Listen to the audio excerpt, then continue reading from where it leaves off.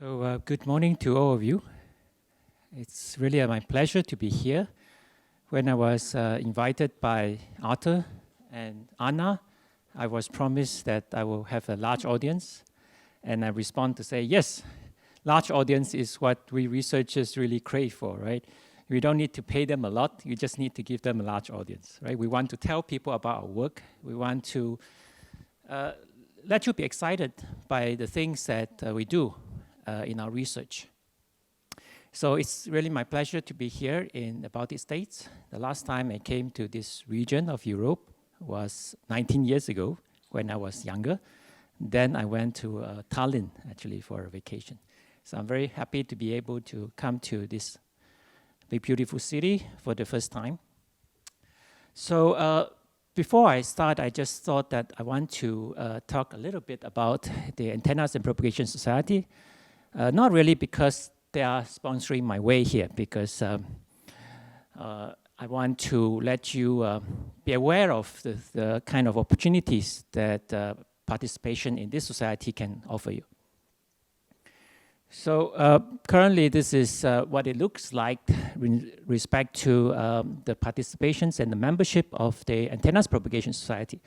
So right now we have about 9,000 members. So you heard that the whole of the IEEE consists of about 400,000 members. And the reality is that most of the members do not belong to the society. So AP Society is one of the mid-sized society.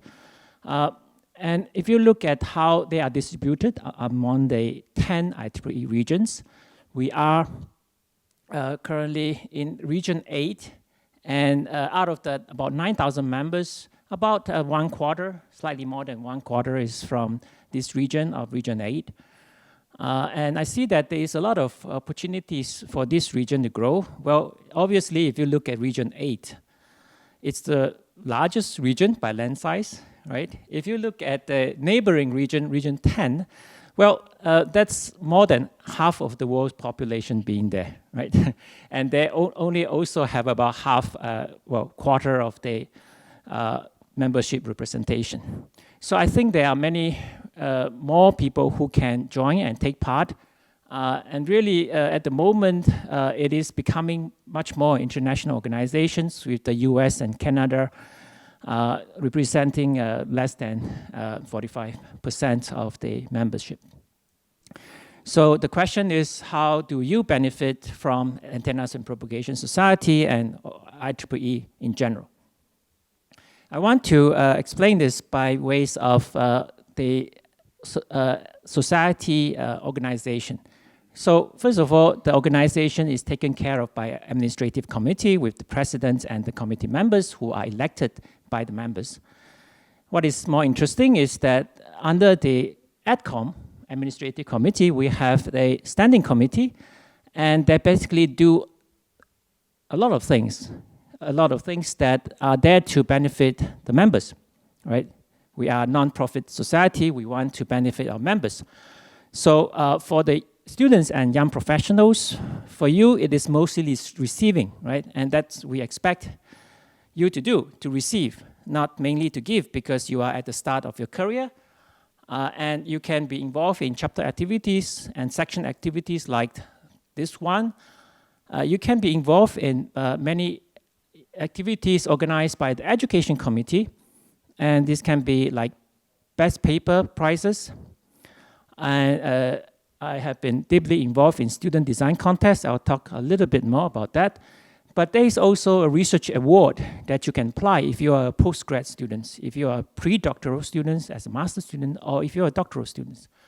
So being a member of the education committee, I really feel like there is a lot we can offer for our members there. Of course, meetings, these are like conferences that IEEE Antennas Propagation Society is sponsoring. And membership, and we have already heard from your section chair that you can benefit by becoming a member and also later on a senior member. For the selected few who are really top in their field, then they can go for IEEE fellowship. And for publications, well, if you are a postgraduate student, you should know that being able to publish in journals, in IEEE journals, is a real big honor because that really endorses what you are doing in your research. Young Professionals Committee, they take care of activities that are specifically there to encourage young professionals. And for quite a few of you here who are beyond the young professional stage, then I will encourage you to volunteer, right? Because it is in giving that we receive. So, for example, one may volunteer as myself, as a distinguished lecturer.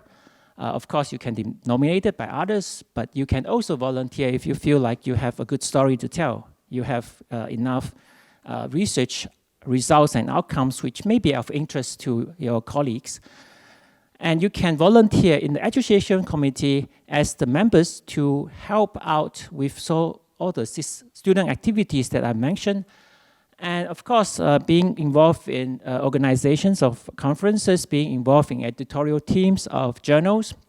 So very quickly, I just want to show you that it's not very difficult to get involved, right? For example, it is from my own experience, just to show you that it is one of the ways that you can get involved. For example, if you are able to volunteer for an IEEE journal review, this is one way definitely for you to get started.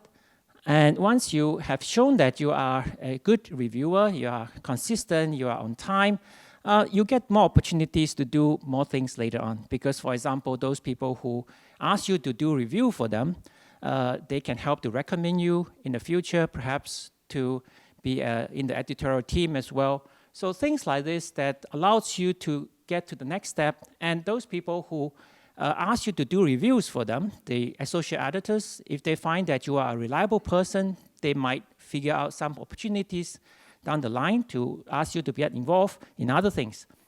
So I have been then involved in editing several special issues in IEEE journals, which I have been privileged to do because there are many areas of interest that I was involved in back then.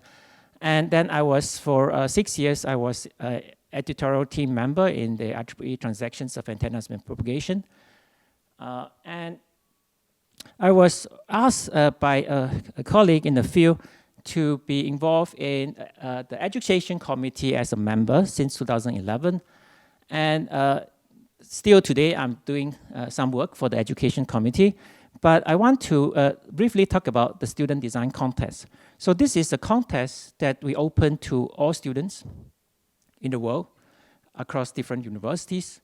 And traditionally, we have students from all over the world participating in different teams that they set up to join. So what happens is that these student design teams, we ask for proposals, 2-page proposals on a certain topics about designing an antenna system. And this year, the topic is radar systems for everyday applications, right? And I'm hoping that perhaps your students may be interested to get involved in such an activity. They need an Antennas Propagation Society member as a mentor, right? But the team members are like 2 to 5 students. Now, this is a very worthwhile opportunity for the students and for you, if you are willing to advertise this and try to encourage your students to attend. It's a very nice experience, and it will give you also exposure and networking opportunities. So this one has the deadline of the 2-page proposal, so it's not a whole lot of work. In the first stage, it's only a 2-page proposal. The deadline is 30th of November. So I would like to encourage you to consider this as something that you can ask your students to do. And then I was involved in the organization of conferences. This is the largest Antennas Propagation Society conference called the AP Symposium. And when I was done with my task in the editorial committee, I thought, what can I do as the next step? So I decided to nominate myself to be a distinguished lecturer because, for example, I feel like more people should know about the fact that our society is filled with many opportunities for people to get involved. And I would like, as one of my tasks, to encourage more people to get involved because the opportunities are there. And also we, as Antennas and Propagation Society, we have a very unique advantage. Our journals are typically very well downloaded. So for those of you who know something about the inner workings of the IEEE journals, every time you click download of a journal paper, it means that the society will get some money for it. So Antennas and Propagation Society, especially transactions of Antennas and Propagation Society, is very, very well downloaded. So the society has a lot of money to offer to students and to student activities, right? So of course, it doesn't mean that money can make a lot of difference, but you can use the money wisely to encourage students to promote more activities within the society. So what I want to say is that think about volunteering, right? Because we really need you, right? And some people are not volunteering because they think that, well, only those who are connected can have the opportunity to do something, right? They will have the opportunity to serve in a certain way. But it's not really true. If you start by doing something small, you're sure that you are trustworthy, reliable, people would start to take notice of you. And soon enough, you'll find that people will be asking you to do this and that because really we need people who are reliable, who are able to continue the work of volunteering for the society. So please consider that. So before I get into my technical talk, I also want to very briefly talk about my university. So even though I'm not that far away from you, it's only 1 hour flight from here. So Lund University and Lund is very close to Copenhagen, as I will show. So this is a map of Sweden. And this is the largest city, the capital, but then followed by the second largest, Gothenburg and Malmö. So Lund is basically, in American terms, a suburb of Malmö because we are 10 minutes by train from Malmö. But it's a separate city in Swedish standards. And for me to go to the Copenhagen airport is only 35 minutes. So it's very, very convenient. Even people who live in Copenhagen takes longer than that to get to the airport. It's very popular university town. It always have the largest number of applicants from the domestic Swedish students to come to Lund to study. And it's very interesting that recently we have set up a number of major scientific facilities, and especially the European Spallation Source. So it's an accelerator facility that uses neutrons as the particles to do material studies, right, to do imaging. This facility, ESS, costs 2 billion euro to build, and it's sponsored by many European countries. So the university itself is one of the largest in the northern Europe part, and typically it's ranked within top 100, 70, 80 in the ranking. In fact, in one ranking, this is the only ranking that does not put us within the top 100, but they decided to put us in the place of 18th in electrical engineering, so we are not complaining. But it is founded, I just look at when the university here is founded, 1862, so we are a little bit older than RTU. But you would think that people sit down there and decided we should educate the next generation and we should set up the university for that. The true story is that at around this time, Sweden took over the southern part of Sweden from Denmark. So that part used to be Danish territory. So after we take over that part from Denmark, we say that, well, we don't want the young people to still go to Copenhagen University. So we should give them somewhere to educate themselves in the south of Sweden. So therefore, our university was set up in this way. And currently, we have more than 45,000 students. We have a large number of postgrads, employees, and so on. So most of the activities, as I mentioned, in Lund has to do with the university. So we are a very well-rounded university, so we have all different kind of subjects, medicine, law, and philosophy, biology, and everything. So we are still the largest as the technical part of Lund University. So with that, I would like to go into the topic which I hope will interest you. I know that you are from very different background of electrical engineering, but I'm going to talk about something that you are hopefully very much familiar with because you use it every day. So I'm going to talk about what is done in the area of antenna design for a smartphone, which basically allows your smartphone to work properly.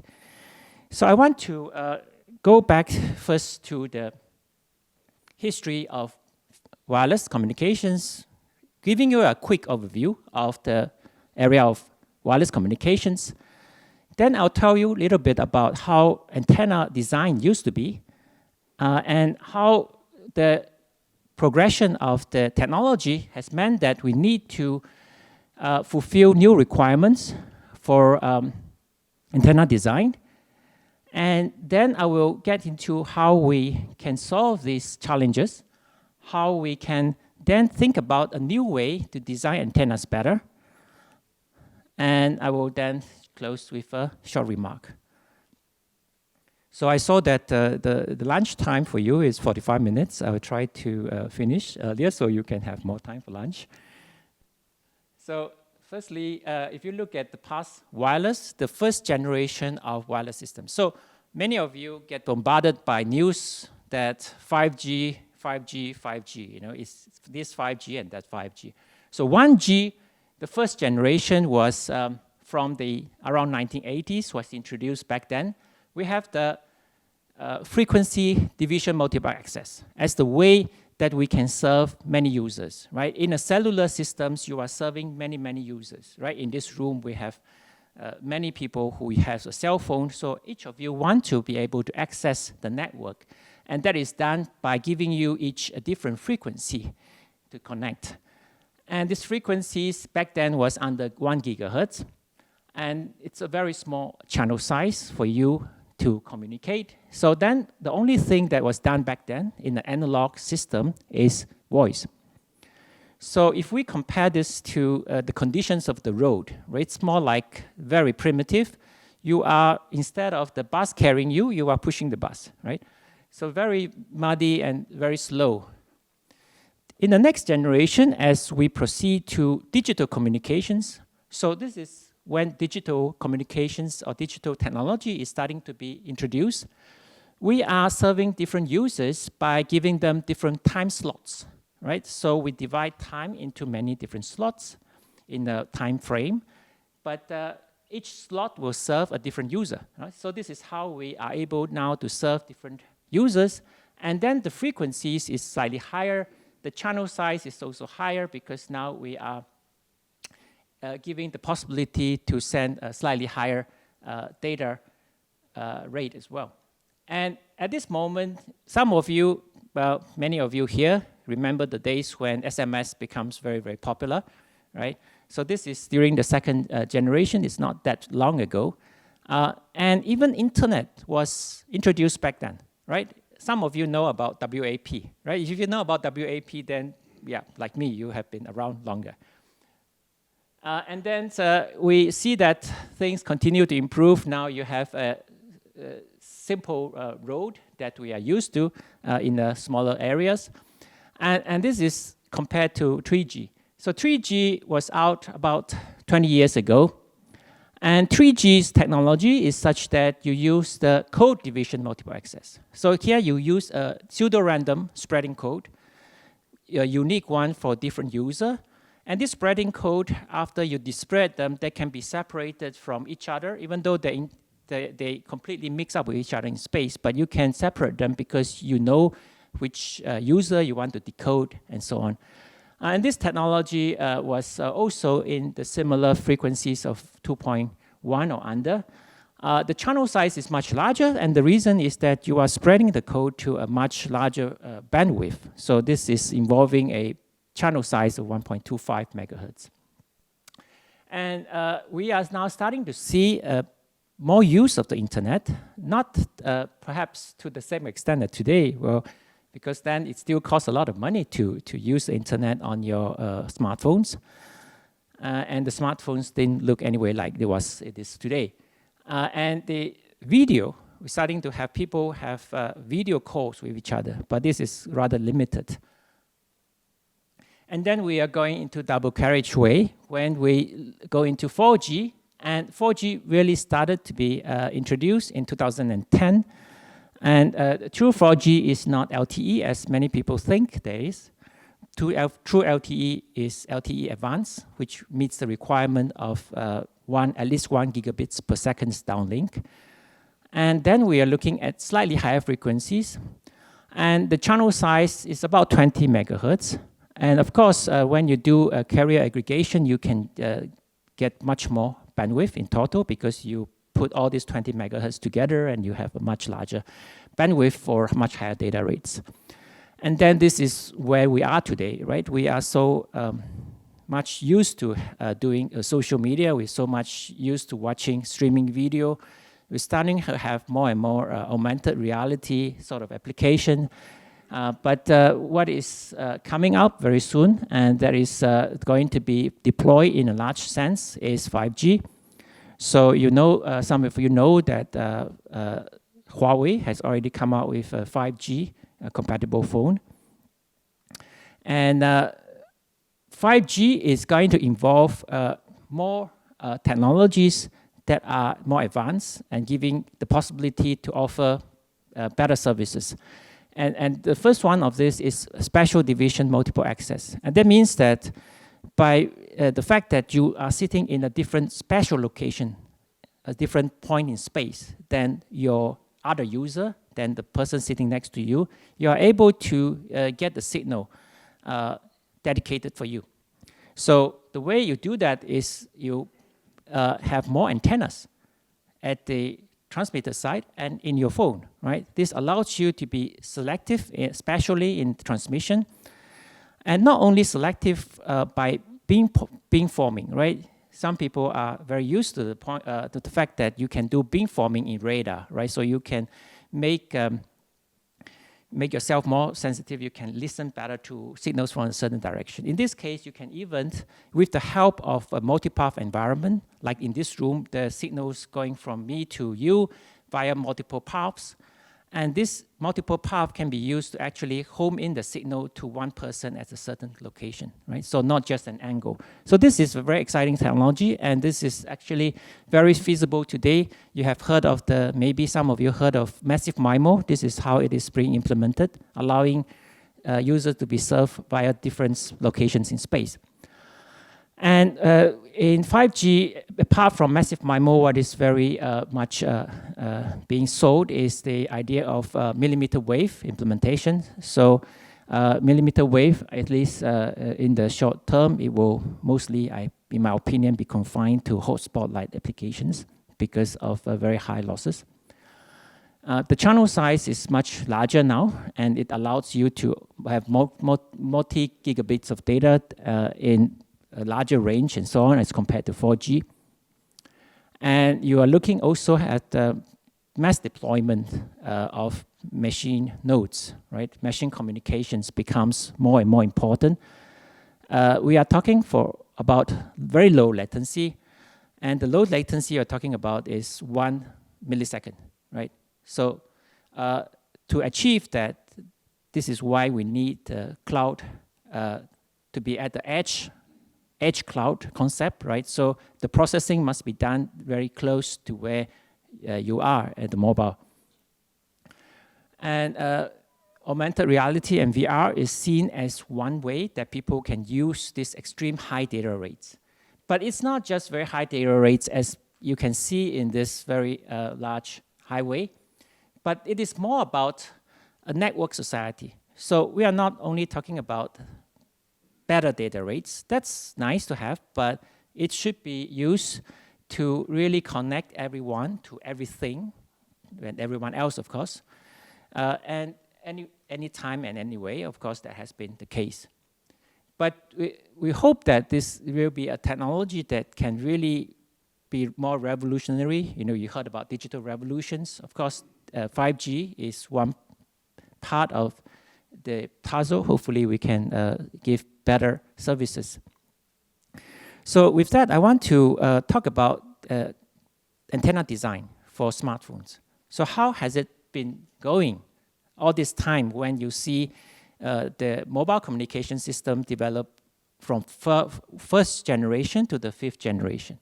So the way I see it, from the 1st generation to the 3rd generation, we have been looking at very simple approach to antenna design.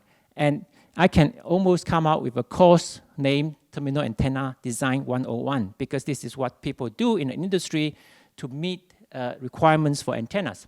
So typically you say, what do I need in my antennas? What kind of performance? Typically this is specified in terms of omnidirectional patterns, so you don't have a directional pattern because you want to receive signal from everywhere when you have your mobile phone, doesn't matter if you are rotating it and so on, right? So this is very common. But then you have more and more bandwidth requirements these days because you have to cover multiple bands. And you need a certain size of type of space where you can put your antennas. So this is given to you typically by industrial designer who say that, okay, all these other components are set up, you have only this part left for antennas. And then you try different ways, different types of antennas, try to fit into this space and see if you can customize it, mostly by experience, because people who are designing the antennas have been doing it for years and years, so they try to just make it work by sort of little tweaking. And then you tune the antenna when you actually put a lot of components in it, right? So first of all, you may use just a simple ground plane and put the antenna in, but eventually you have to put in the batteries and you put in my microphone and everything. And then you have to test the antenna to see that it has adequate efficiency and it has adequate receiver sensitivity as well, together with the receiver that you are putting in the phone. And you need to check the specific absorption rate just to make sure that it's not giving too much radiation, which can be harmful to you. And for some countries like the US, you have to be able to meet the requirement for hearing aid compatibility for, I think in the US, at least one phone for every mobile manufacturer. So you go through this list and you say that, well, I have fulfilled this and it's fine. Then the work is done. And maybe if some of these requirements are not met, then you can tweak the antenna and then you can start the process again. So this is the result of this work that you do on designing antennas. So here you see the evolution of mobile phones from first generation to eventually to the right-hand side is close to the fourth generation. But you can see that initially people simply put a monopole, a whip antenna at the top of the phone. And this whip antenna at some point disappeared, right? And then the phone gets smaller and smaller, as you can see. The screens gets bigger and bigger. But at some points, the phones get bigger again because you want to have a bigger screen, right? So some years ago, well, quite many years ago, I thought that, well, the phone is continuing to get smaller. Some people even predict that it's going to be like so small that it's very hard to even hold it. But now it's not the case. So let me show you how the antennas used to be. So this is a very popular phone. The older ones here may have used this, right? 3210 Nokia. And the antenna is very simple. You open the back side, and you can see that there is a piece of plastic with the printed metal. And this is a P5 antenna. So, and this allows you to, I think this is a dual band antenna. And then the Sony Xperia is one more example where you have the antenna actually as just some printed strips at the back of the phone, and you have coated plastics to cover it, to protect it. And these antennas are fine. They fulfill the requirements for them at the time for the first and second generation systems.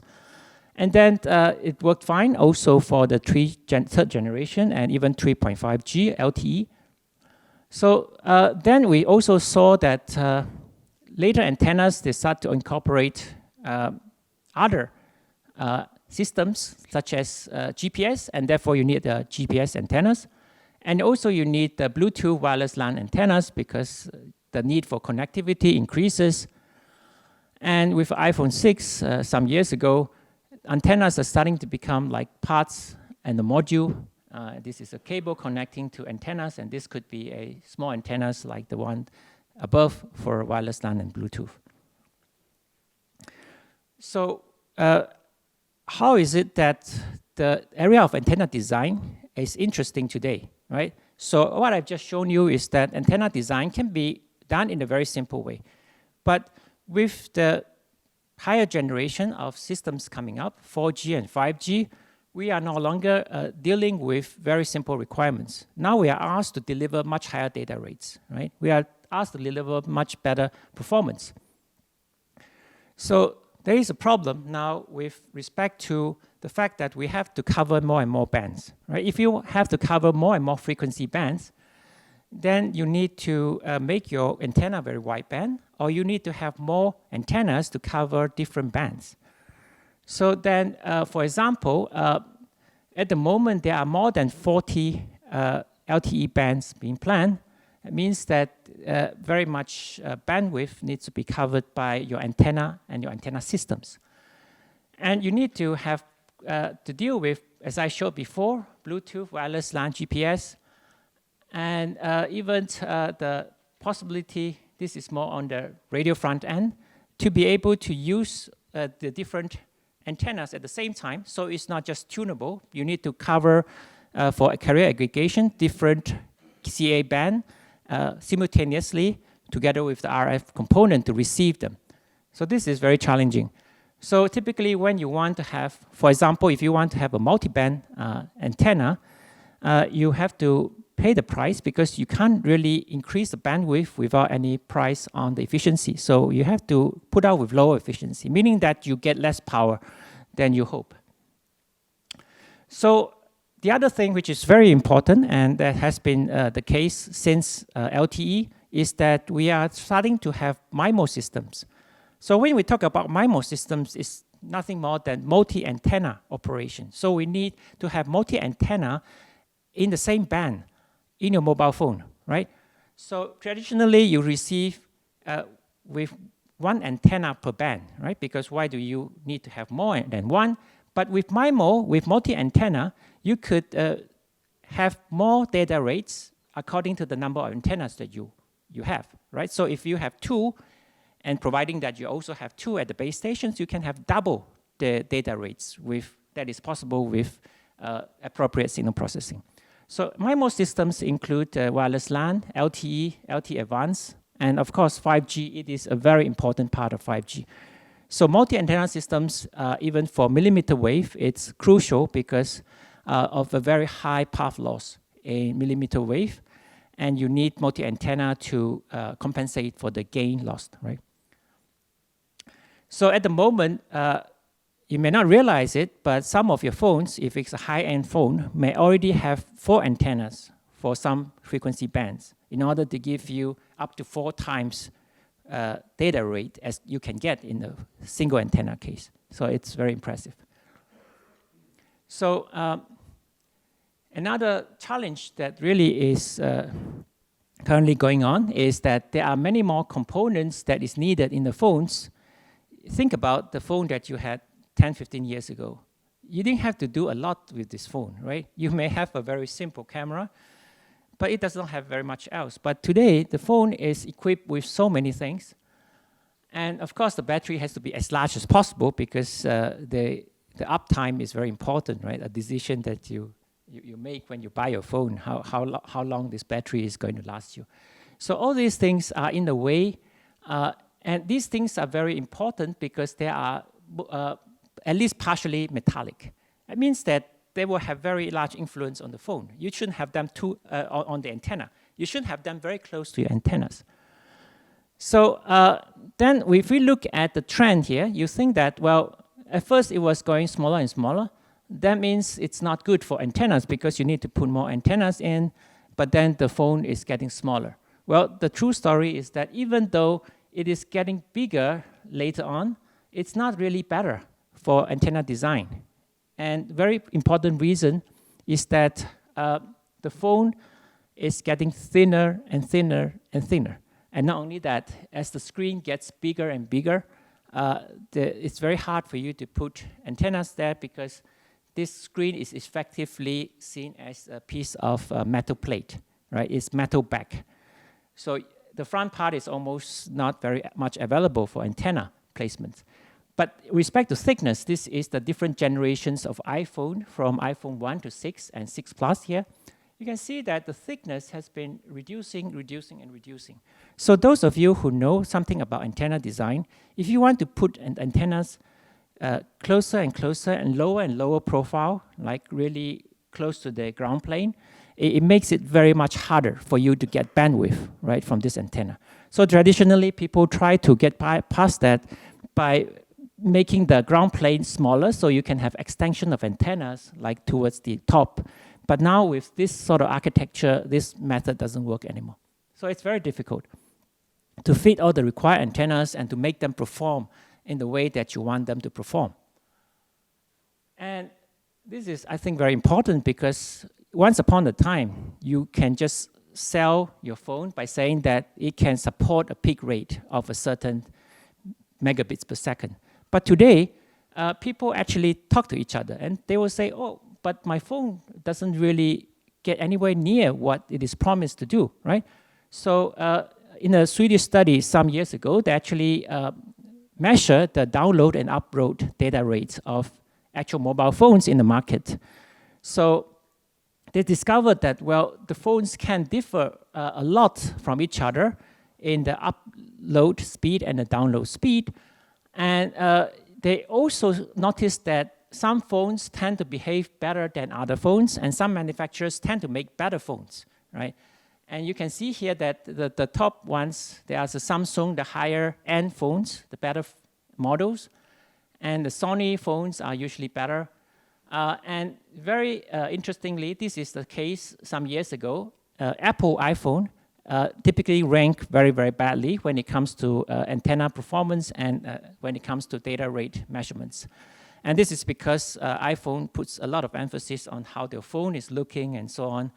And antenna design is more an afterthought, right? So this is the consequence of not actually paying attention on antenna design.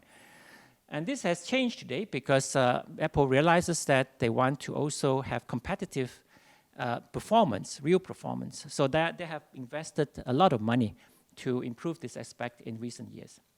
But the message I want to give you here is that good antennas really pays off. It's not just you can make your phone work sometimes, and you get some performance, right? People want to see better performance from your phone.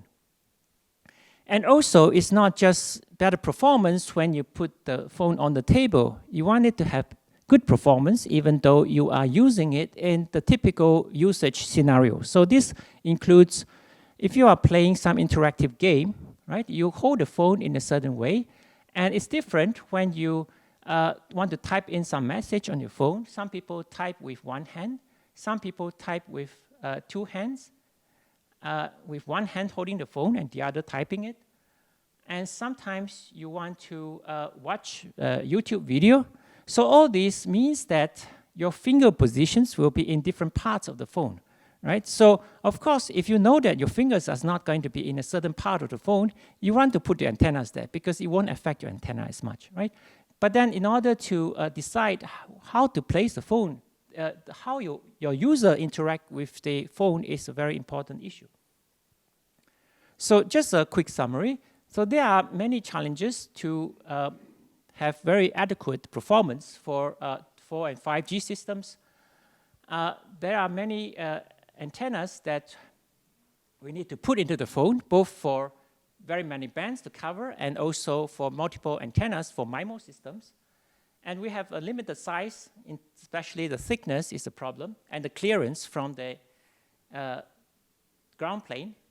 And there are many components which makes it hard for you to fit your antennas. And there is now a real focus on what actual performance you're getting, right? You see in the YouTube that people compare performance of different products, right? So this is a real consideration. So I want to talk about some of the recent research that has been ongoing to try to solve these problems that we are having, the technical problems we are having. So most of us here are researchers or interested in doing research. We want to solve the problems that we saw. So one of the problems that we have had in designing multiple antennas for smartphone is the fact that, well, for higher frequency bands, we can put multiple antennas without too much difficulty, right? And this is because antenna size is proportional to the wavelength, right? So if you have a higher frequency, your antenna size is smaller, and the chassis is appearing larger for the antenna's perspective. So putting more antennas there means that your antennas can still be separated from each other adequately, so that then don't mutually couple to each other. When they're mutually coupled to each other and the signals are correlated, and you lose some power due to mutual coupling, so that's not a good thing. So the problem, therefore, is not so much on the higher frequencies, but on the lower frequencies. So for the lower frequencies, especially under 1 gigahertz, so you can do a very quick calculations. 1 gigahertz, you will expect that the wavelength to be around this, right? And this is much larger than the dimensions of your phone, right? For the phones of today, for example, my S9, it will be less than half a wavelength at this frequency band, which means that if you put an antenna there to try to operate in this frequency band, even one antenna, it's not that simple, but it works. So in one antenna, it still works. And in fact, with a chassis size like this, if you wanted to provide the performance with a single antenna, what normally you want to do is that you use the entire ground plane here as your antenna. So instead of having an antenna that radiates by itself, the antenna couples into the ground plane, and therefore the entire ground plane is the radiator, right? So this is how you can get one good antenna for under 1 gigahertz band. But the problem starts when you have more than one antenna. So if you have 2 antennas for MIMO applications, you will say that, well, I just put one on the top and one on the bottom, right? That seems like a good strategy because you can separate these 2 antennas with the maximum possible distance.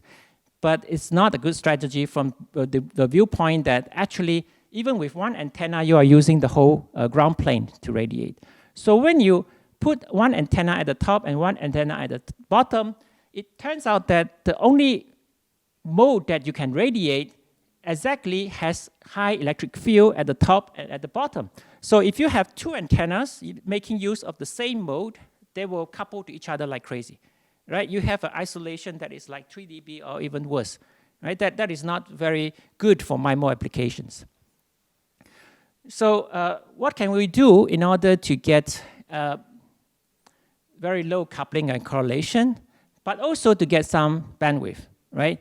So if I don't care about bandwidth, I can always make my second antenna to not rely on the chassis mode. So I can move my second antenna, I can put one in the middle here.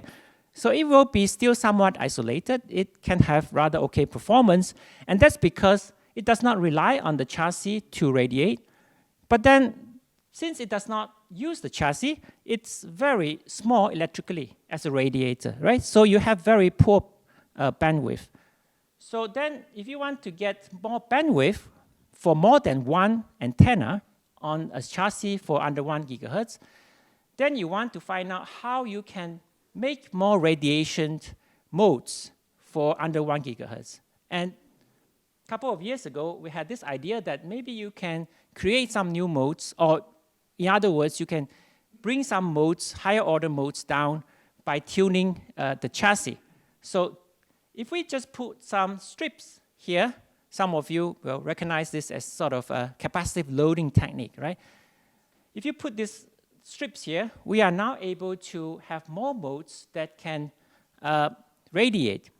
So the original modes without these wings is this one here. So this, the closer it is to 0, the better it will support radiation, right? And if it stays near 0 for a large frequency range, then it can have wideband performance. This is why you can have one port that has quite good bandwidth.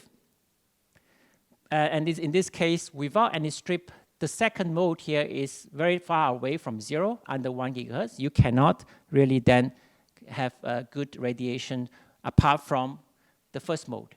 So with these wings added, I can now, you can see up to 1 gigahertz is here. I can now have 2 more modes that are very close to 0 at some points. But you notice that these are steeper slopes, so they are not very wideband modes. but I can use them, right? So these two modes here, one is resulting from this dipole mode having currents in this direction, right? The other one here is a slot mode because there is a slot now created by having this loop. So how do I excite these two or three modes together? So the first mode, the one that most people are using for their antennas in lower than 1 gigahertz, it can be just a simple antenna as typically used. But the second port here, I can use a capacitive coupling element to couple energy into the second and the third mode, and therefore I can get dual resonance for the second and third mode. So this bandwidth here is reasonably good compared to what has been achieved up to this point. And the isolation is rather okay as well in the bandwidth of interest. So we have been quite excited about this result. We show that it can be robust, and even if you put a battery close to it, it can still work in a good way. So now we can enlarge the second antenna's bandwidth, but it's not really adequate, right? We need to still cover in the low band as much as 0.7 to 1 gigahertz. That's like more than 30% of bandwidth. So there are different ways that people have been using to try to provide two antennas with large bandwidth. And these are two examples. So this one here, the approach, and this is from quite long ago, 8 years ago, the approach is that I have wider band coverage in the main antenna, but I have a smaller band coverage in the diversity antenna, right? So this is used mainly for receive, but not for transmit, which is fine for downlink, improving the downlink MIMO performance. And then later on, we have designs like this, which are two antennas at the top of the mobile phone. The problem is that these antennas tend to still use the main mode here for radiation. So it does not really have the capability to have high isolation. So coupling is still quite high, the correlation is quite high. So another idea that came some years ago by Aalborg University, these are good friends of mine, they have the idea that you can use very small antenna elements, right, that have very narrow band, but then they don't excite the chassis, right? What you do is that they are very narrow band, but you make them continuously tunable so they can cover from 0.7 to 1 gigahertz. And you can have another antenna like this somewhere nearby. And because they are very localized, they don't use the chassis to radiate, therefore their isolation is acceptable. The problem, of course, when you have such small antenna, it's very high current, it's very high losses, right? So this is the limitation of this method. Of course, one could also try out what I have shown you, the slide before, that we can tune the second port, which has reasonably large bandwidth, and you can tune them by changing the position of the feed in an adaptive or reconfigurable manner. And since a few months ago, my student came out with the latest result. Now we can actually cover the low band continuously using more advanced techniques than is being shown here. Hopefully, I will be able to show or share this result in the coming months as we prepare for the publications. So another thing that my group has been working on is how do we deal with the fact that the user tend to affect the performance of the antenna. So if you are holding the phone in this way, and typically, as I show you, a favorite place to put your antennas is at the top and at the bottom. So if you have two antennas like this and you hold your phone like this, typically you detune the antenna. So detuning an antenna means that you mismatch the impedance so that the energy does not get into the antenna or you cannot receive it in the receiving function. This is one problem. The other problem is absorption, right? Your hand will absorb electromagnetic energy. We are not dealing with the absorption problem, but with the problem of mismatching, we can retune the impedance with an impedance matching network. So there are, I think, quite a few of you here from the microwave theory background. You know impedance matching very well. So we basically use impedance matching circuit made with CMOS SOI technology. So it's really, really small chip here, where we can, basically it's a capacitor bank. We can have a digital control to switch the matching state across the Smith chart, so we can get a good performance, retune the antenna to 50 ohm, right? And you can see how small this is, basically in the order of like 1 or 2 millimeter in each dimension. So just to show you that it is something that makes sense, if you try to retune the antenna, we can see that the performance here, by having this retuning for different users, because we expect different users to have slightly different impact, right? Some of my students have really big hands, and some of the Chinese girls in our department have really small hands. So this has a really different impact on the impedance. Like, so we can see here that multiplexing efficiency gain here, we can get up to equivalent power gain of 3 dB by just rematching the antenna. Of course, we have to take into account that CMOS SOI technology is still rather lossy. MEMS circuits will be more feasible, but MEMS circuit is not as developed for mass production, right? So this is why we were looking at the CMOS SOI, and it gives about 1 dB of losses. So on average, you can still get 2 dB of gain, which is not bad. Of course, when you don't have the hand there, because of these tuner losses, you will lose 1 dB in performance. But the point here is to improve your worst performance, right? Of course, in a very good situation, you don't really need as much help, and even if you lost some performance, it's not as considered as serious. So I want to end up with my vision of what is ahead, how we can further improve antenna design. What are the issues, or what things should we think about in 5G and beyond systems? So currently, 5G NR is already out. Well, you think that the standard is very much final, everything is decided. Actually, those people who know about 5G NR, a lot of discussions are still ongoing. But we know this much, that massive MIMO is definitely a part of 5G systems. As I tried to explain to you before, massive MIMO is technology to allow you to be able to beamform to certain locations, not just in a certain directions, right? In order to serve different users at the same time frequency resource. So it's very exciting in that sense. And Lund University, where I come from, we are one of the pioneers in massive MIMO systems. And this is our test bed for massive MIMO, which we came out with, I think already 5 years ago we have had it. It's the first real-time massive MIMO test bed. And this is antenna that is made by my student, well, antenna array that has very many elements, because for massive MIMO base station system, we are looking at, let's say, 100 and more antennas for it to really give very good performance.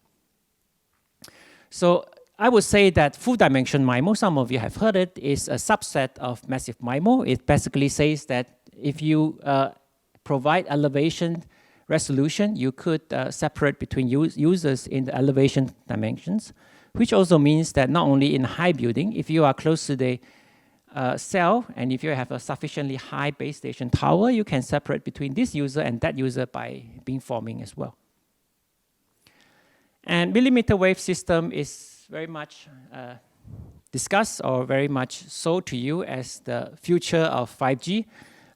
In my opinion, at least in the next few years, its application will be mainly limited to hotspots, right? Because it's very hard to guarantee sufficient coverage beyond, let's say, 300 meters, right? You have a lot of obstacles, you have very high losses, and you have difficulties in guaranteeing that the beam can track the user quickly enough, and so on.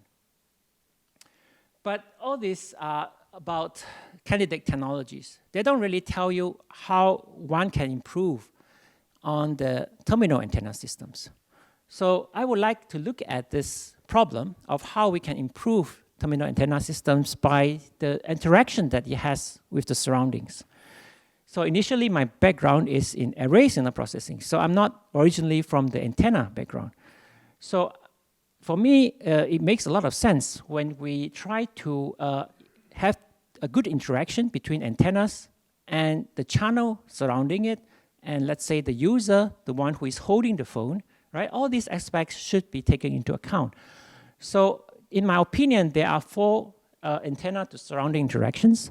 First, for a multi-antenna systems, you are talking about antenna to antenna interactions. We call this mutual coupling, right?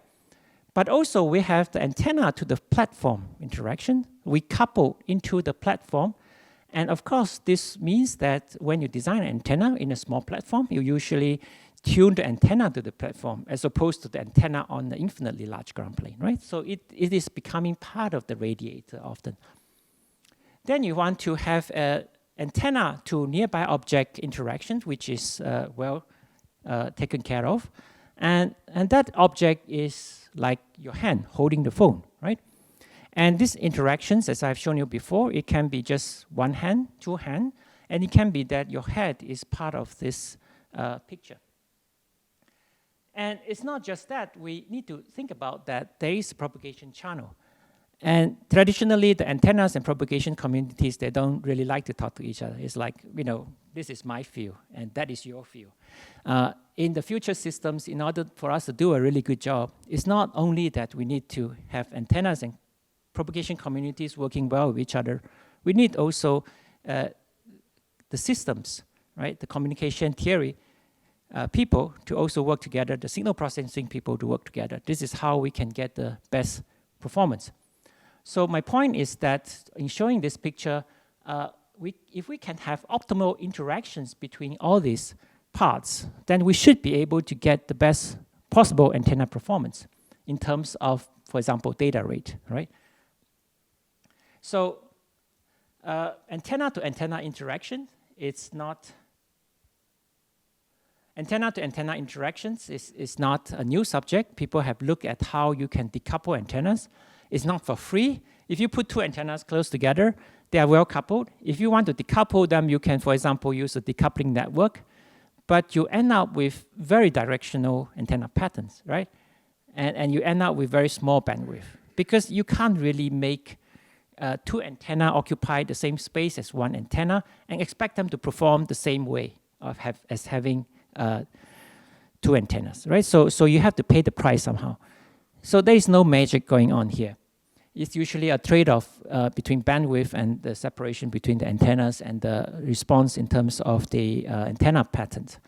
But then we have also looked at quite a bit of interaction between the antennas and the platform. And this is including, like what I told you just now, how we can look at the modes of radiation of the platform. Because antennas here, if they are large enough, they can change the mode of radiation of this platform. So what you need to do then is really to try to do a good job in co-designing the platform and the antenna, especially when the antenna is electrically compact, right, with the platform. So typical example is, as I presented to you just now, in the low frequency band, under 1 gigahertz, the platform itself is electrically compact. So there are not so many radiation modes to choose from. And if you want to do multi-antennas, then you really want to push the limit and try to create more modes, try to make it possible for you to radiate, not just radiate, but to get useful bandwidth out of it. And I've shown you before that we can tune the impedance adaptively, right, to get rid of mismatch. That will help you get some dB of performance gain. But there's not that much work being done in this area, and almost no work is done on how we can compensate for the channel, right? The channel can really be quite different. In a room like this, you expect very rich scattering environment, right? Because it's bouncing from the walls and from you and from the chairs and so on, right? But in some other environments, when you have the base station antennas very high up and you are in a rural environment, you expect most of the energy coming from one direction, right? So these should be taken into account when you try to design your antenna systems. So as I said, in respect to antenna user interaction, not that much is done. And especially if we consider that the mismatch loss, the impedance mismatch loss is substantial, But it's not even the major part of the losses when you have a user interaction. The major part of the losses can be illustrated by this diagram, where for the low frequency band under 1 gigahertz, the terminal antenna, one antenna will typically give you a pattern that looks like this. This is called the donut pattern, right? And the donut pattern is distorted when you have a hand there. And you can see how much losses there is based on just the hand being there. It makes the pattern more directional, but a lot of it is absorbed by the hand, which means that, of course, it's a bad thing, right? You don't want the power to be absorbed in the hand because you want it to be radiated, of course, considering exposure problem as well. So then how do we deal with this issue, right? So one thing that we can do is possibly that we can create multi-antennas that can control the near fields and currents to avoid absorption in the hand. So how do we do this? So recently we have been playing around with this idea that we can take into account of the hand also in our analysis of the modes of radiation of your chassis. So traditionally, when you want to analyze the radiation modes, you use the characteristics mode analysis, which is only used for metal objects. So we have been able to make this theory work more reliably now for dielectric objects. And your hand is a dielectric object, basically.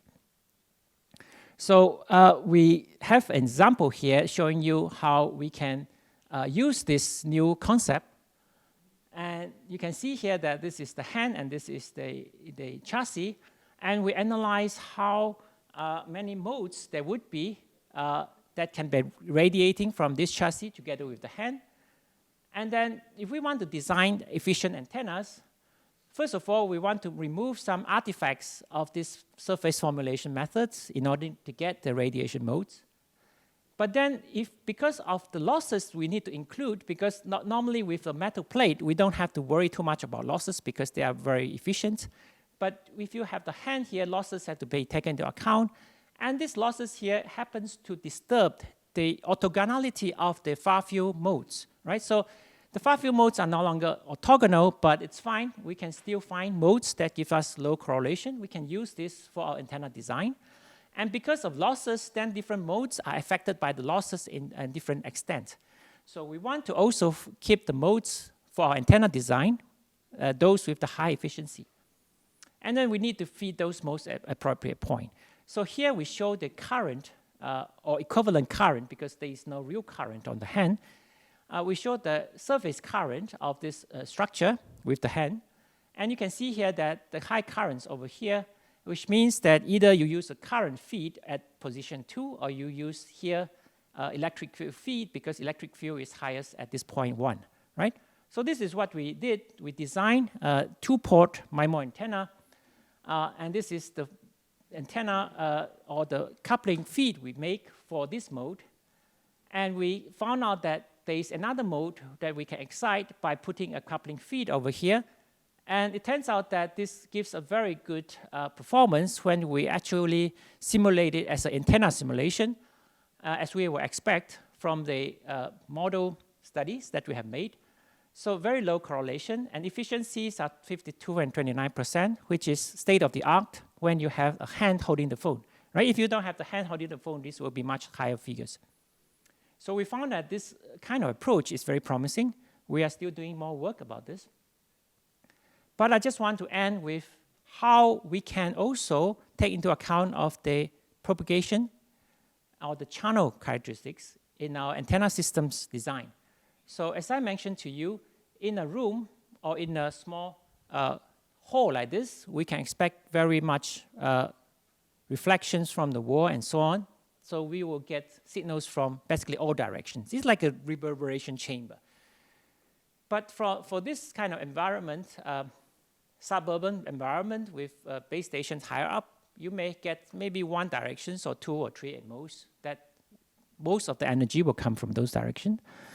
And for a Manhattan sort of environment, you will have the wave coming to you after maybe many bouncing. And maybe here in this environment, you will also see sometimes even line of sight. but very large variations in the channel characteristics. And also in a football field environment, you will also see very different characteristics of the channel. So the point is that if we want to take into account of the knowledge of these channel properties, how do we do that? So somebody has done this before for a very limited scenario. A friend of mine decided that he wants to find optimal patterns.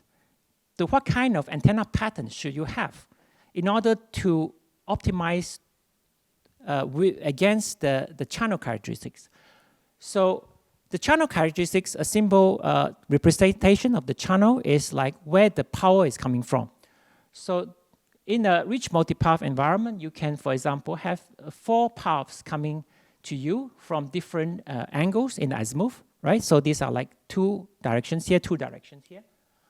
And if you want to maximize the diversity gain, and you can also do similar things if you want to maximize data rate, like for MIMO applications, you can decompose this into the antenna patterns that you will need to maximize the diversity gain.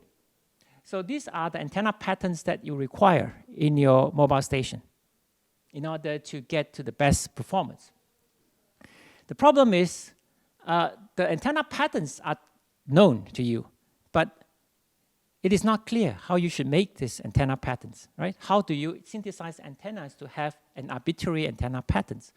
And for this, I think we can go back again to how the chassis, or the ground plane of your phone is radiating. So with the low frequency band, there's not so many modes that can radiate. As I showed you earlier, you only have 1 mode, and if you start to do some modification on the chassis, you can get 2 or 3 more modes.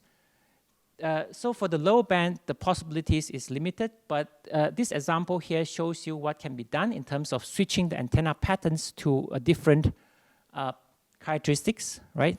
That of another mode. But for higher frequencies, then you are able to really more arbitrarily form your antenna patterns, which, of course, if you match to the desired antenna patterns, you will get the best multi-antenna performance possible. So for this limited example where we cannot have too many modes to choose between, for the one that we have done, this configuration is done with pin diodes. We turn them on and off according to what modes we want to excite. And we managed to have a switching of the pattern to point at different directions in one plane. The other 2 planes we pretty much remain similar as before.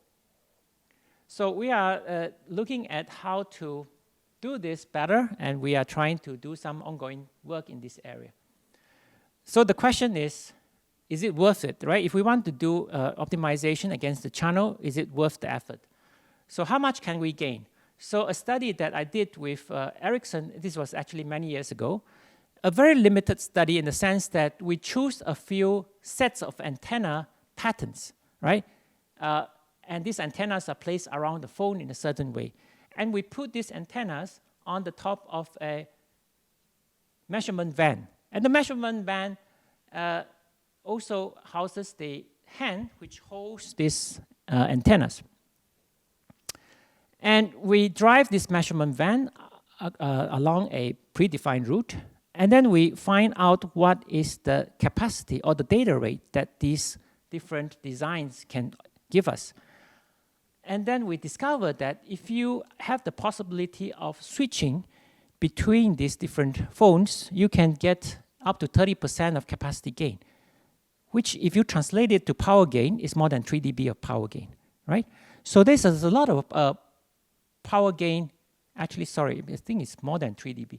But it's a lot of gain that you can get by just switching to different antennas. And this is not even explicitly trying to optimize the pattern of these terminals, right? So there's a lot you can do by doing this, and noticing that slow fading means that we are switching them rather slowly, right? So this is basically talking about switching them every 10 wavelengths, right? So for 1 gigahertz, we are switching them few after a few meters, right? If you want to do fast switching, you can gain much more than 30%.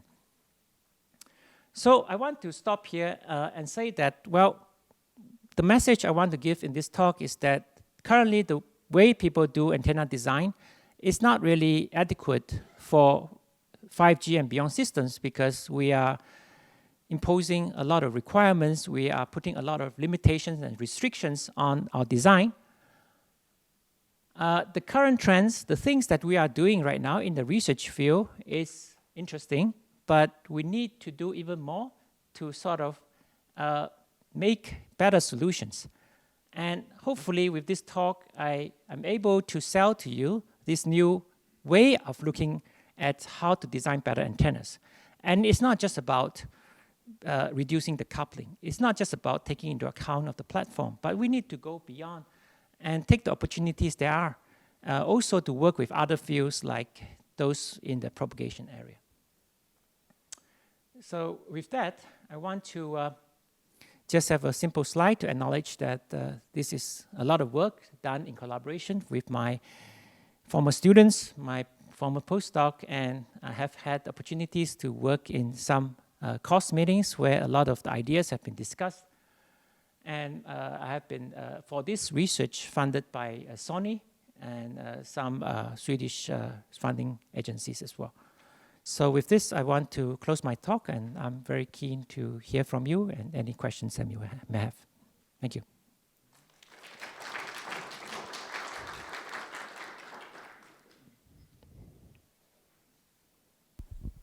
So maybe questions? May I ask you, what do you mean by characteristic mode? You referred to several types. Yes, basically it's the idea or the theory that is proposed by Harrington and Gabak, Robert Gabak, Roger Harrington. Back in, it was formalized in the current form in 1971. So basically you do a generalized eigenvalue decomposition on the impedance matrix that you obtained by method of moments. And you can then find out what are the basic radiation modes of a metallic structure. So that is the characteristics modes that I'm talking about. There exist modern theories concerning what you expect to be characteristic modes based on modern mathematics. Harrington is an old-fashioned book, and we have much better theories now, very recent, many publications. Yes. What do you feel about this? As far as I know, all the work on characteristics modes today are based on Harrington's formulation. The basic formulation is very powerful. As I show you, if we want to take into account of dielectric objects, or if we want to deal with electrically large problems, there are still rooms for research. But when it comes to solving for possible radiation modes of a metallic structure, the Harrington approach is, or Gabak-Harrington approach is it's sufficient. And in fact, I don't think so. Yeah. No, I don't think so. So mathematics has made a very big step forward in this direction in recent 20 years, and definitely for future benefits of the antenna series, these new findings should be taken into account, I believe. Okay, but what do you mean by semantics? You mean the group of whose researcher? No, we can talk later. Yeah, we can talk later, because I'm surprised to hear that there is new techniques to come out with radiation modes that I'm not aware of. There are. Yeah, but there are, of course, some modes that uses a similar framework as Harrington. For example, they don't orthogonalize the far field patterns. They orthogonalize for near field. So there are some alternative modes which has never been proved to be useful. And of course, when you talk about model studies, this is very new, or not as much used in the antennas community, but the model concept is very much a part of microwave community, right? You use it for microwave component design and so on. But those modes are not radiation modes; they are cavity modes, right? So it's a different story, right? So one you keep it within, and the other one you have the radiation. Yeah, that's quite Still, different. I cannot agree with you, but we can discuss it later. That's good. Yeah. Just a small, how did you obtain all your results that you have demonstrated? I mean, antenna patterns, far field patterns. What was the... What was the tool I used? What was the tool, yes. Okay, so the thing is, those I think I have used, some of those I have used in-house tools, so we have developed MATLAB codes for it. But some of it was done with FECO, Altair FECO. Altair FECO is the first commercial software to implement characteristics modes analysis, and it has quite a stable implementation. Of course, there are aspects that can be improved. So I think some of the results could have been obtained using that as well. And of course, when you verify the antenna performance, we have also used CST just to see if the resulting antenna design works as we expected. Yes. Thank you very much. Thank you. Any more questions? Okay.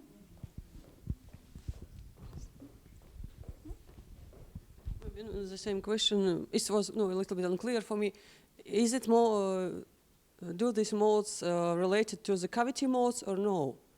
So because you have a cavity inside your corpus, and your modes are related, and this excitation in different places is related to the cavity modes. No? No, there is no cavity in the structure that I've shown you, right? It's basically just a plate, infinitely thin plate. There is no cavity, no volume in those examples. But there is the one with the hand. We use surface formulation to take into account of that. And one of the problems of the surface formulation approach is non-real modes. So these are kind of related to sort of internal modes, the cavity concept.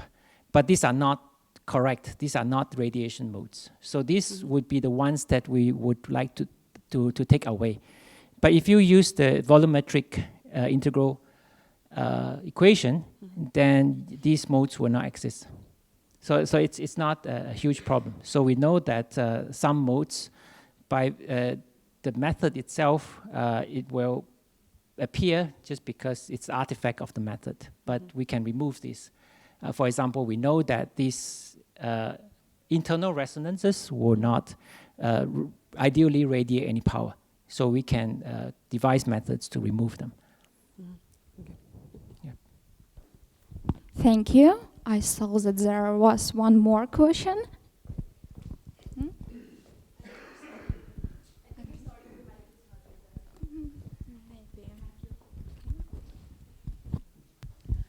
Thank you. Generally in the MIMO antenna, all the elements are designed at the same frequency. For the MIMO systems? Yes. Yes. Yes.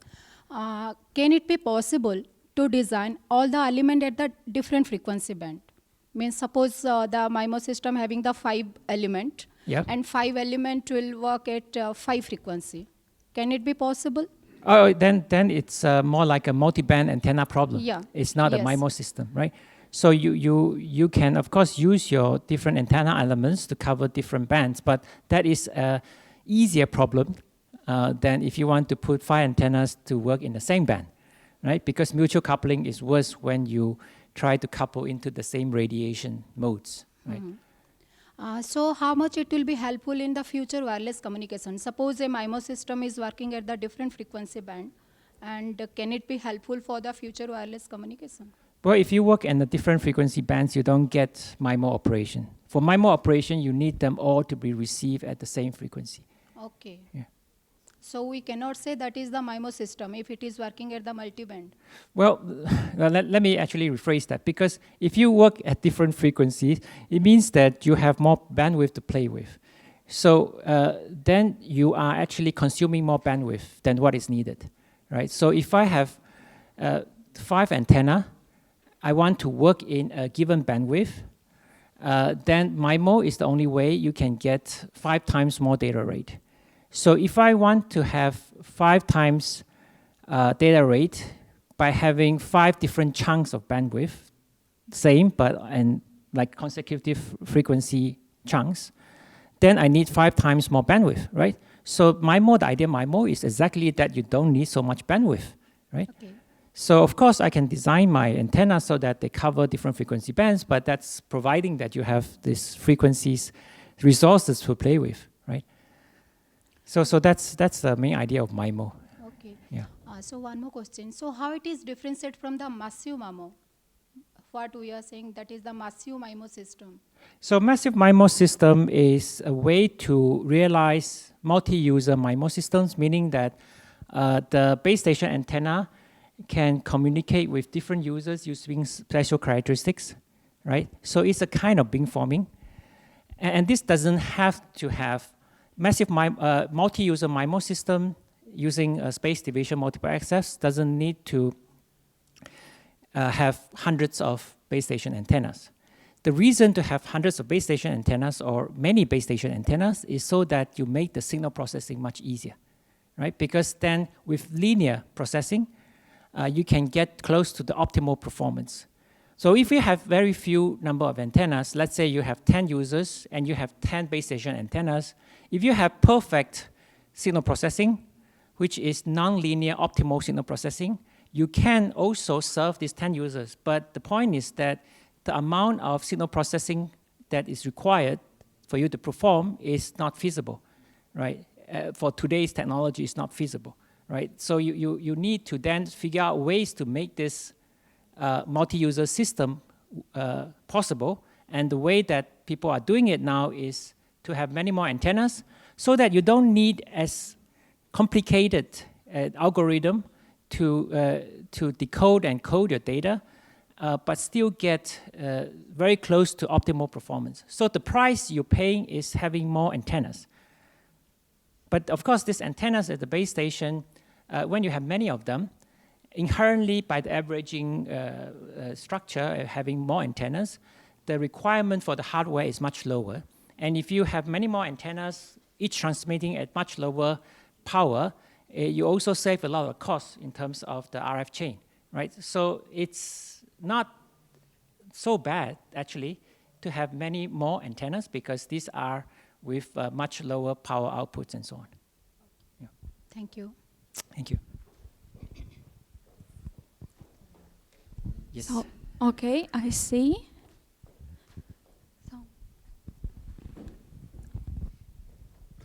So now is a popular term, smart antennas. Yes. How it's linked with your, may you comment your research and how it will go on?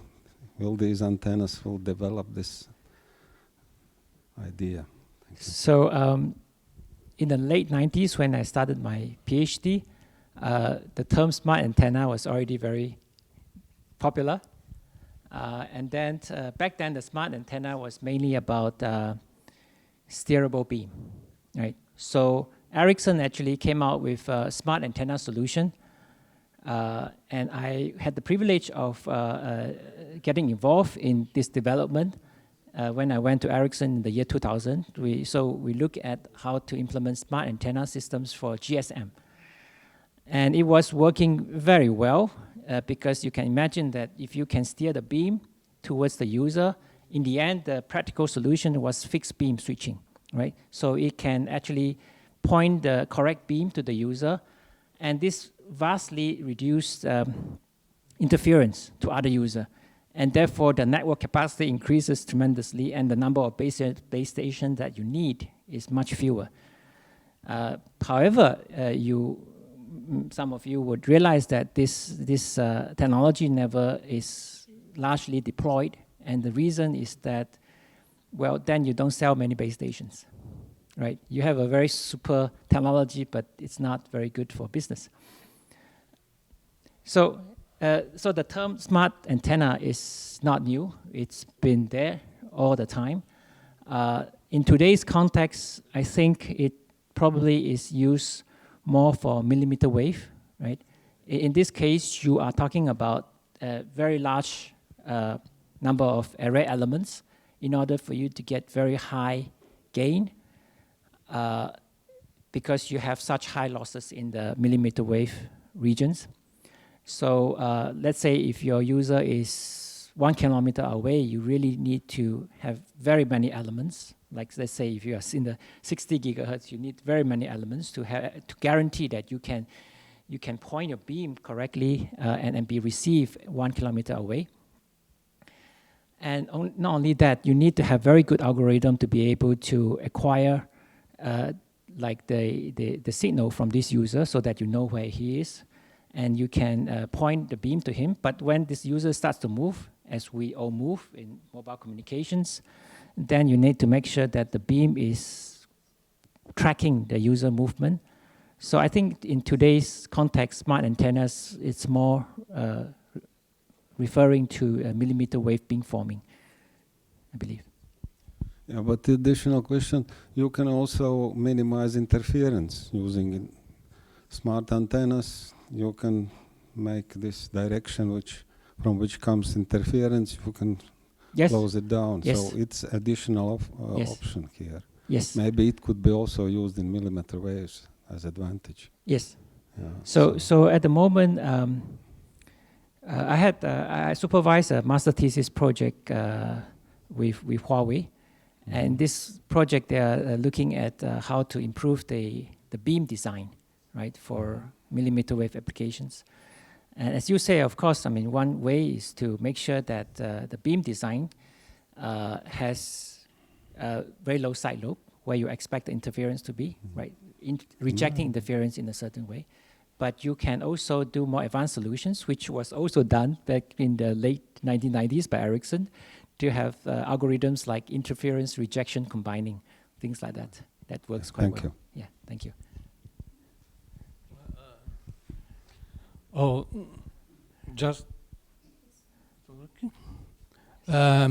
I have a question about your matching net. Okay. You showed the magnitude of S11, but what about the fidelity of the antenna when you have to correct with your network match? So what do you mean the fidelity, the impedance of the antenna when it's under user influence? I mean, well, let's say the impedance remains the same, or not, or just the magnitude of S11. Before, when we have the antenna itself, of course the matching is 50 ohm, right? Reference impedance matching, and then we have the hand there, which disturbs it. You have something dissipated in your in the fingers and so on. So you don't use the other method that you show about avoiding currents. No, not with the matching network. You can't do that. The only thing you can do with the matching network is to get rid of the impedance mismatch. So it's just like making sure that the energy gets to the antenna, right? So it doesn't get reflected back. So that's the only function of the impedance matching network. The more advanced solution where we need to try to reduce the absorption, that's a different story. Your matching network doesn't help you with that, right? Well, and instead about the other topic you spoke about with the hand taking the phone. Yes. Did you formulate the problem like say a direct scattering problem or a synthesis problem or what else? So basically, it's I mean we formulate it as a matter of moments of both with metal and with dielectrics objects, right? So we obtain the impedance matrix as we would normally do with the matter of moments. So with try this and guess many times no, this is to reach the right solution? No, we don't need to guess. We we take the impedance matrix of this mixed structure with PEC and dielectric objects, and then we basically solve the generalized eigenvalue problem for this case using the impedance matrix. And for the case of dielectric, we need to not only use the electric current, but we also need to use the magnetic current, right, to solve this for these modes. Yes. So that's But yeah. Why are you sure that you don't dissipate in the end? How can you be sure? Okay. So so regarding the, I mean, this work is still, I think, in the early stage, right? How much power is actually absorbed in the hand, that we have to, I mean, and how it relates to the modes. We have to calculate it afterwards, right? So the idea that I gave there was mainly we look at the modes and we make an estimate of how the modes, how much of the modes are lossy, how much losses there are due to the hand, and then we choose the modes that are not as affected by the presence of the hand, right? By the fact that they have higher radiated power when we look at the eigenvalue, right? Because that is related also to that. Thank you very much. Thank you. Okay, we have small time for 2 questions. Yes, 1 second. Yeah, thank you very much for your talk. I've learned really a lot. So I'm more a signal processing guy, and I wonder what you see as a development for the antenna. So we've seen in the past that the hardware has been replaced by software-defined radios. So what is the next step for antennas? How can we make them more, whatever, software-defined or software-controlled? Do you see some new technologies that help? So let's say maybe since 10 years ago, some people decided to try a concept called pixel antenna. So it's basically many metallic pieces. Each of them is small pieces. Each of them is called a pixel. And then you connect these pixels together by MEMS switches between them. So then you can sort of try to reconfigure the shape of your antennas. And this is sort of what maybe you are thinking about. How do we make it more reconfigurable? This method has its limitations, right? Because when you, for example, when you want to extend it to the case of multi-antenna, and you want to guarantee that this multi-antenna system with this reconfigurable method will be able to have good performance to begin with, high isolation, but then it has to also have nice patterns. And to do this in a very online and quick reconfigurable way, I think it's really a big challenge. So, and the gain that people have seen with this kind of method is not convincing enough. So at the moment, it's still, we are still going back to the theory and going back to, in my opinion, methods like the characteristics modes to give us guidance on how to do the antenna better.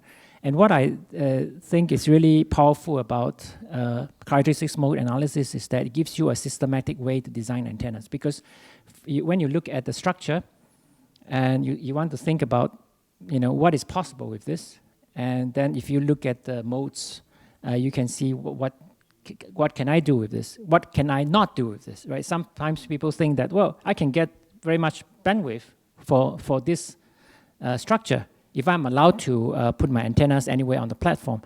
But the model analysis will tell you that, well, forget it, right? Okay, maybe you can get this, but it will not give you the antenna pattern that you need, because the model characteristics, each mode is related to a far-field pattern.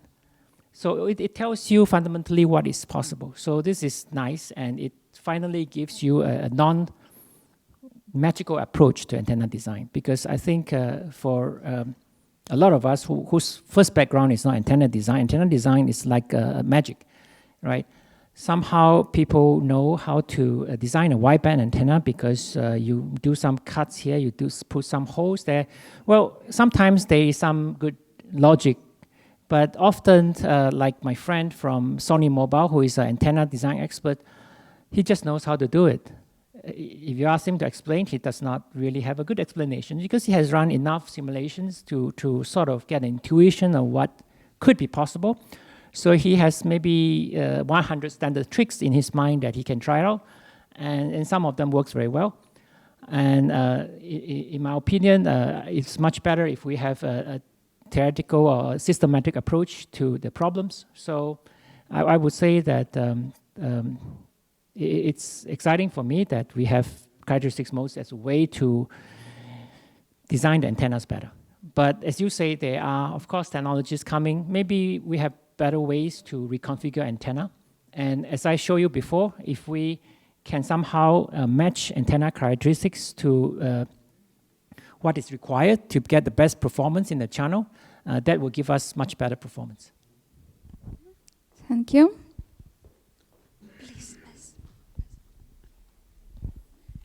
Hi. Yeah, thank you very much for your talk. It was Thank you. really educative. Yeah, I have just a small practical question. So if I have this iPhone that obviously from your talk is not working that well from antenna design point. So if I want to place it here in the room and have like the smallest path loss from the base station coming, what would be your educated guess? What is the best position to put it? I mean, like this or like that, or how would you place it? Because actually that's the practical problem that I'm dealing with. And yeah, Well, I'm wondering myself. The good news I can tell you is that often the coverage problem that you see due to certain phone models like the iPhone, they usually show up in the US. And the reason is that US is known for not having very good network coverage. So they require the phone to be better in order to compensate for the lack of base stations, let's say. In Europe, the density of base stations is much higher. So it well compensates some dB of performance loss in your phone. So I don't think, for example, you probably haven't experienced any real difficulty with lost connections and so on, right? And I think that should be the case even with iPhone 6. And with iPhone 4, I guess some of you have heard that iPhone 4, if you hold it in the death grip, right? If you hold it in a certain way, it will cause you to lose connection. But that is mostly when you are in the US because they have, as I say, much worse coverage than we have.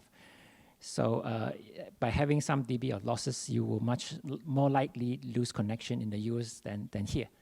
So I don't think practically you will get very much problem, at least in the basic connection to the network. But if you want to get the best data rate, and that of course has to do with, to some extent, how much power gets to your phone. And normally phone is designed based on free space performance. That means that if you put it on the seat like that, that is pretty much the best antenna performance you can get. But today, the design is also taking into consideration some standard handheld position. So in the latest way that you design or you test the phone, it includes some using some phantom hands, fake hands, which are designed with average tissue properties, phantoms, hand phantoms, that they are tested with the phone held in a certain way, exactly up to here, right? And then we'll see how the phone performs. And I think you should be able to find, if you're interested, to find some test results relating to how the phone performs. But then, I mean, if we are not really going for the maximum data transfer rate, I think for most applications, even some reduction in the performance will not be noticeable so much. If you are really into very much high data rate gaming and you want to have very quick responses to your internet surfing, then you might notice this more. Thank you. Thank you. Okay, thank you very much for interesting lecture and fruitful discussion. Yes, and from the RTU part and from the chair, MTTV chair, I want to present you some gift, yes, and also recognition. Okay. Thank you.